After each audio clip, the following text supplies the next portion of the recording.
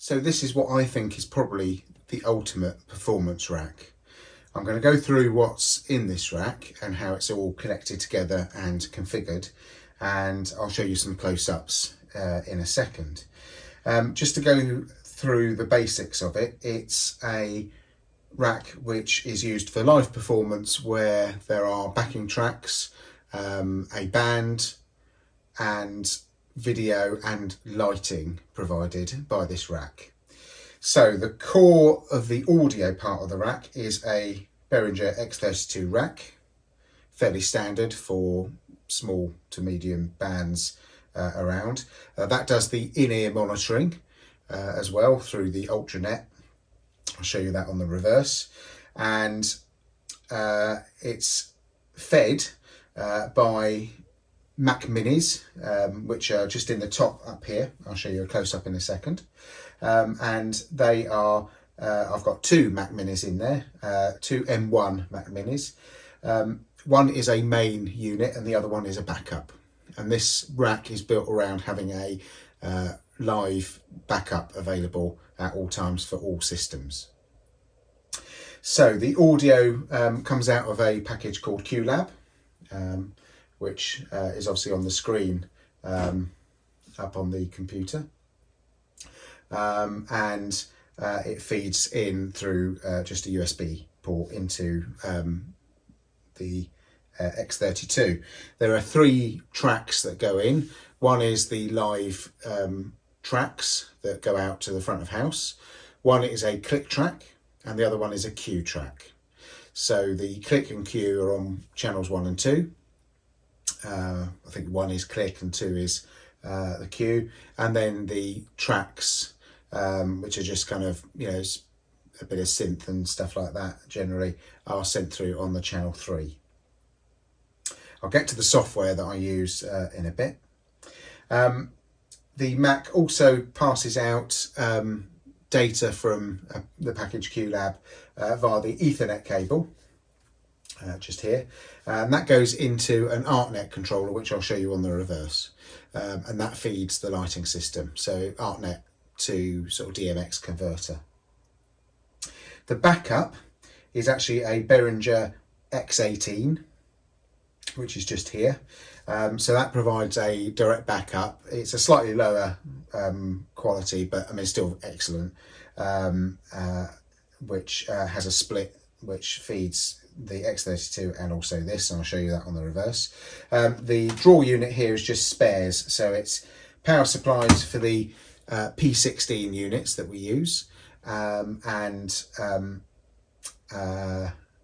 you know, spare headphone cables, a couple of pairs of cheapish spare in-ear headphones as well, just in case someone's goes down. And there's a couple of spare Ethernet cables for the P16 there. It's always good to have a few backups. So let's show you a close-up of this side before I spin it round and show you the other side. So here we are. Here's a bit of a close-up. As you can see, there's a Mac Mini just here and a Mac Mini just there. They are M1 Mac Minis. They're both 8GB 256 solid state storage ones, so the sort of lowest of the spec, but they're absolutely fine for running QLab, and the storage is adequate for the tracks, and all I have on it is QLab and software for the X32, so XAir Mix and the X32 Mix software. The outputs that come out of the 2 computers are broadly the same. So we have obviously the power supply, which if I just move that out of the way, so power supply, Ethernet cable, which goes to the lighting controllers. So it's ArtNet protocol, which goes to an ArtNet to DMX converter, which is on the reverse.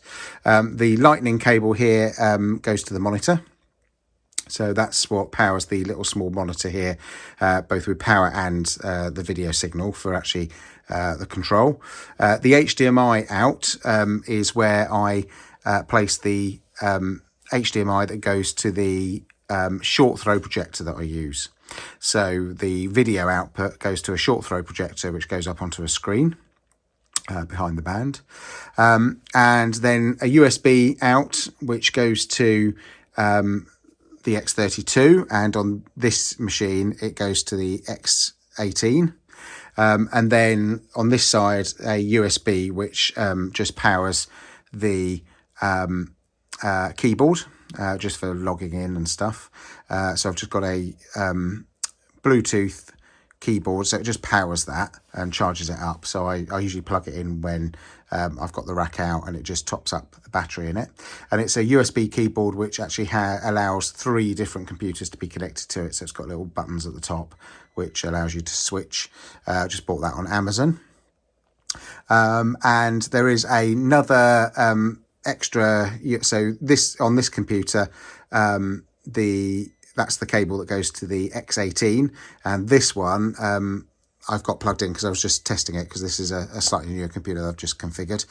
This one goes to a little interface which I'll show you in a second, which allows me to control QLab easily.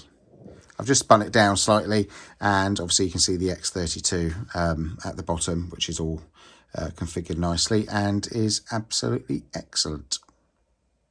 This cable here is actually the split that goes to the X18, or at least one of them. And the reason I've put a cable there which can be broken is if we ever play a festival or something where our signals are going to go through into a PA, I've got a breakout lead which just goes to some XLRs, which I can have, so our split goes to our in-ears on the X32, and the other side of the split can go to front of house, so they can get a complete signal from all of our instruments, which works really well. Don't really use it very much, but it's there in case I need it. And in my gig bag I've got the actual breakout cable which can be used for that.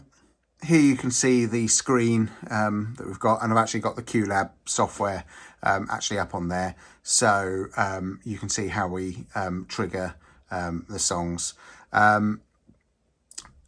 QLab allows you to play lighting cues, video cues, and also integrate them. So our actual tracks that we actually trigger videos off, if I just wander around, I'm just going to get the actual keyboard and slide that down for you. If I actually expand those, you can see that our tracks actually have a video file which plays, a backing track, a cue track, and a click track. And then what goes afterwards is timed light commands. So these will actually trigger when we actually start playing a song. And this little device here is a little USB-C device where I can actually navigate easily. So rather than having a keyboard, I can actually use the scroll wheel to go through my cues, and I can actually trigger them by pressing the green button. So that's actually triggered that, and that one, as you can see, it's firing. That one's set to go over 5 seconds. You know, so I can actually trigger those. I haven't got a screen connected, so it's actually playing the video actually on the same screen, but when I've got a short throw projector in, that will actually appear as a second screen and actually play it. So it works really well. Nice little device. I think it only costs about £30. Again, got it on eBay somewhere. Lots of people make these little gadgets for things like QLab.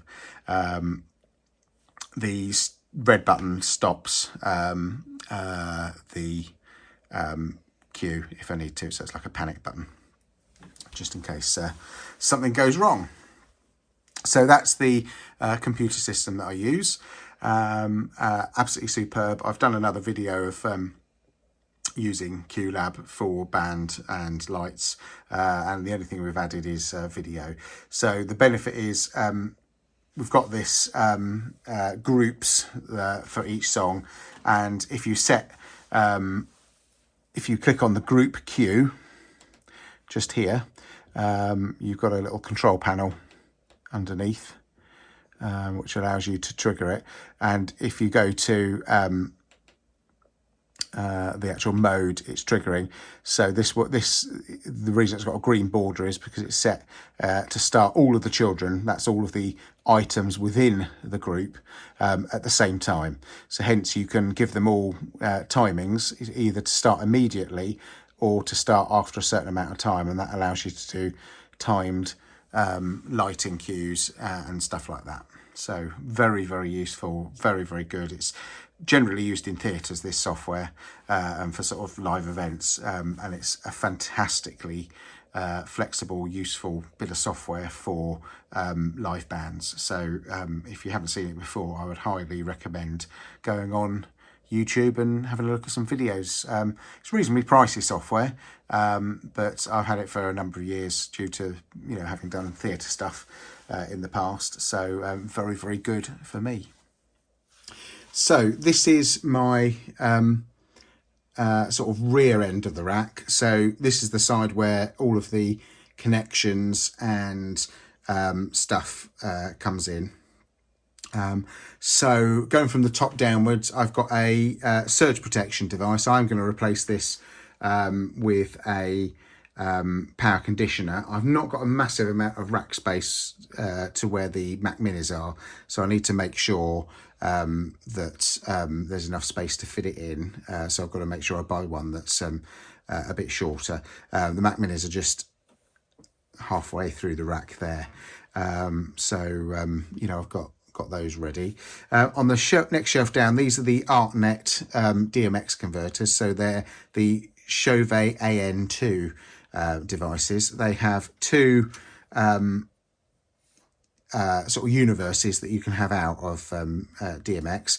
This is the one that's actually running on the computer, which I've got switched on at the moment. So you can see it's actually sending out lighting signals. So your DMX cable goes onto there. And this is the other computer. So there's two complete backups.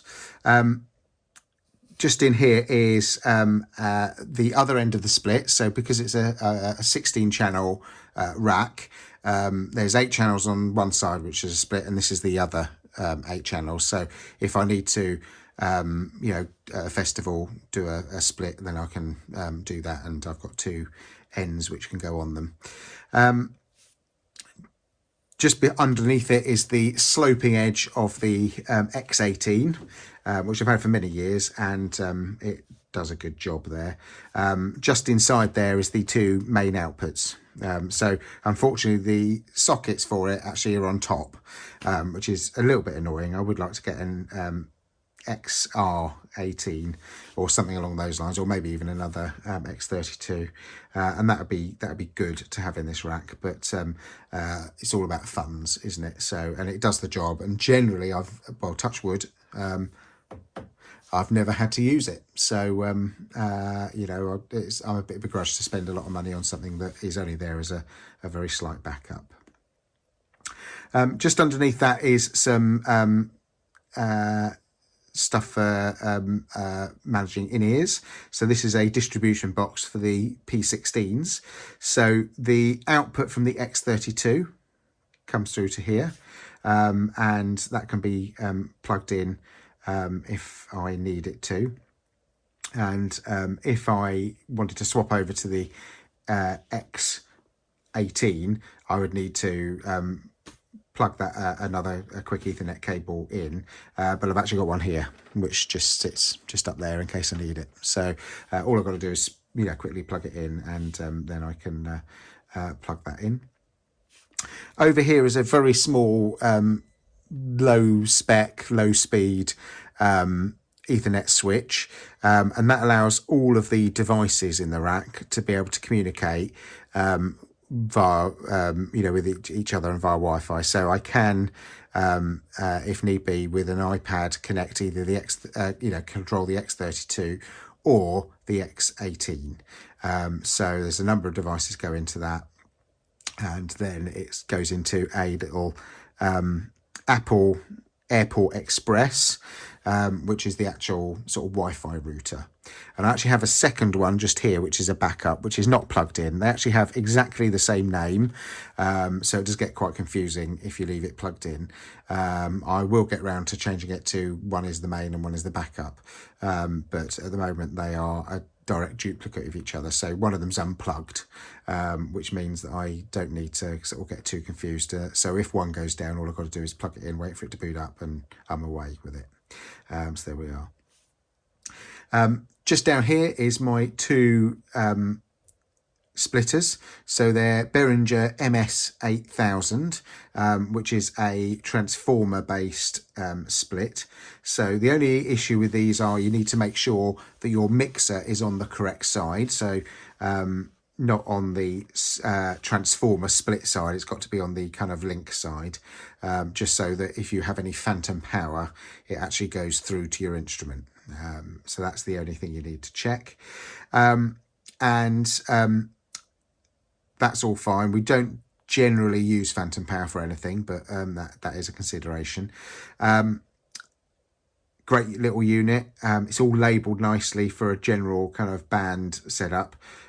So 3 vocal mics, bass, keys, 3 guitars, drums, and also I've labelled sort of click and tracks in just in case that's ever needed, but I don't tend to use those. Down below is the X32 outputs, because obviously they're buried inside somewhere. So I've just done little pull-through adapters to cables through. So the 8 kind of main XLR outputs are there, just labelled out 1 to 8. And then the ones I use, which are all pre-configured. So I've got main left and right. I've got a sort of tracks output, if I need it, and I've got a sub, one configured to be a sub. This is the X32 in from the computer, so that's there just to stop it being sort of damaged on the back of the computer, because it's obviously in a card. So I've got it going through to a pull through there. The only thing is to get the case on, I just unplug that, but I just tuck it in there. And I do have an auxiliary cable here for connecting to an iPad or an iPhone, just for playing tracks while you're setting up or something like that. And then I have a AES50 cable, which is all plugged in, just in case you play a festival or you want to give a complete set of tracks to another mixer, then that's ready there, ready to go, just in case. So it's pre-configured that all of the in tracks just immediately get sent to the AES50A, which that is on, which works really well. So quite pleased with that. I mean, the Behringer gear with the AES50, although it's quite old now, and the Ultranet P16 is just fantastic, I think. I mean, they've updated the X32, well, not updated it, but they've brought out the wing rack now, which is, I guess, designed to replace the sort of X32 rack, which a lot of people use. And if I had endless money, I would certainly get one, and it does look excellent. But the X32 rack is a fantastic bit of gear. It really is. And now they've dropped the price slightly, it's a bit more affordable for many other people. So this rack works really well. It's fantastic. It's heavy-ish. So luckily I've just recently bought a van and I've got a ramp on it. So I've now got it on a wheeled rack. The rack came from Thomann in Germany. Shipping to the United Kingdom wasn't too bad, and it came quite quickly. It's, I think, a 12 unit rack, I think. It does the job really well, quite robust, pretty solid. It's just on a wheeled base, and I'm very pleased with it. So I hope you've enjoyed that tour of this live rack. Hope it's given you some ideas. Cabling, as always, is a bit of a nightmare, unless you spend a lot of money on bespoke cabling, you know, there's always a few coil cables and things like that, and I guess I could tidy those up considerably, but it's all about, do you have the time, do you have the inclination? It takes hours to get these racks sort of plugged in, set up and tested, so you know, tidying cables usually involves taking lots of stuff out. And I'd like to say a great thanks to Industrial Velcro, which is holding most of the stuff on shelves, and without Industrial Velcro I do not know where we would be. So on that note, good luck building your own racks. Feel free to ask any questions. I'll try and put descriptions with links to most of the bits of kit, certainly if I can find them, because some of them were bought a few years ago, some of them were bought second hand, but if I can find links to them, I'll certainly put them on. One thing I've had people ask about the AN2, because I think it's been discontinued by Chauvet now, but I've recently bought another cheap interface, which I shall just show you, because I've got it just behind me. So I bought this little thing off eBay. So it's got an Ethernet in and a USB-C in, or is it yeah, I think it's a USB-C, then one DMX out, so it's only got one universe, and a little control panel, and it's absolutely fantastic. It works beautifully well. Metal case, fairly robust, great bit of kit, and I think it was about 60 or 70 pounds. So if you see anything like this, there's the thing, CR011R, ArtNet Node 1. If you see that on eBay, I don't know whether I'd actually recommend it, because I've only used it for a few weeks, but it certainly works well, and it's robustly built. So from that point of view, I would recommend it, but certainly the price is about half the price of the AN2. So you know, there we go. But you do get two universes with the AN2. So good luck, and feel free to ask any questions. Please do like and subscribe.